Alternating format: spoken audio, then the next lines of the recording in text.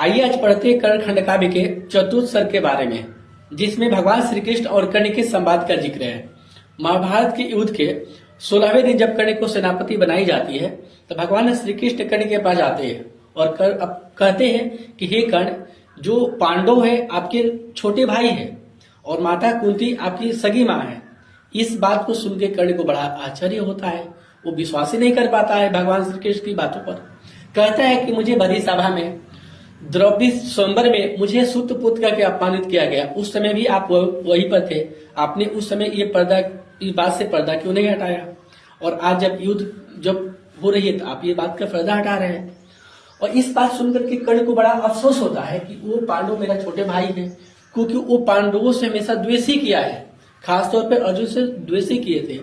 और द्रौपदी चीरहरण में द्रौपदी जी को भी बड़ा अपमानित किए थे, अपशब्द भी बोले थे। ये बात जानते हुए कि जब पता चले कि ये मेरे छोटे भाई हैं, तो उन्हें बड़ा अफसोस हुआ। लेकिन बात यहाँ पर आके अटकी थी कि श्री कृष्ण भगवान से कर्ण कहते हैं कि हे प्रभु, आप जिस पक्ष में रहेंगे उसी पक्ष की जीत होगी, लेकिन मैं कर्ण के जो दुर्योधन मेरे साथ उपकार किया है उसको मैं कैसे भूल जाऊं? क्योंकि दुर्योधन ने मुझे अंग देश का राजा बना दिया, और अंग देश राजा बनाए जाने कारण कर्ण को अंगराज कर्ण भी कहा जाता था। तो मैं उसके उपकार को कैसे भूल जाऊं? मुझे पता है कि जीत पांडवों की होगी, क्योंकि पांडव धर्म पे है। अब पांडवों को डर मेरे कवच कुंडल से था, जो मैंने दान कर दिया है।